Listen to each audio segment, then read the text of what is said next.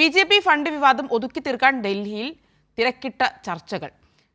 വിദേശത്തു നിന്നും തിരിച്ചെത്തുന്ന ബി.ജെ.പി. സംസ്ഥാന അധ്യക്ഷൻ രാജീവ് ചന്ദ്രശേഖറിന്റെ നേതൃത്വത്തിലാണ് ചർച്ചകൾ നടക്കുന്നത്.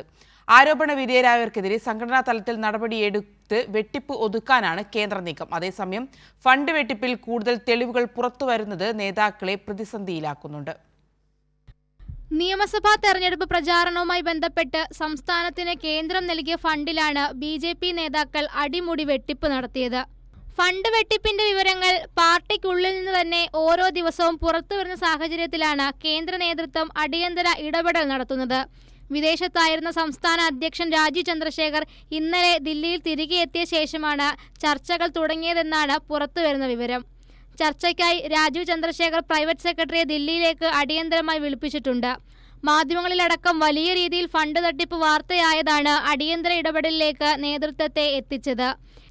ഇതോടെ ആരോപണ വിധേയർക്കെതിരെ നടപടിയെടുക്കുമെന്നാണ് ലഭിക്കുന്ന സൂചനകൾ.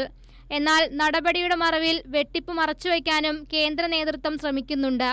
കേരളത്തിലെ വെട്ടിപ്പ് ആരോപണത്തിന് പിന്നാലെ മറ്റു സംസ്ഥാനങ്ങളിലെ ഫണ്ടൊഴുക്ക് പുറത്തുവരുമോ എന്ന ആശങ്കയാണ് നേതൃത്വത്തെ പ്രതിരോധത്തിലാക്കുന്നത്. എന്നാൽ വെട്ടിപ്പിന് പിന്നിലുള്ള മുഴുവൻ പേരെയും പുറത്തു കൊണ്ടുവരണമെന്നാണ് ഒരു വിഭാഗം നേതാക്കളുടെ ആവശ്യം.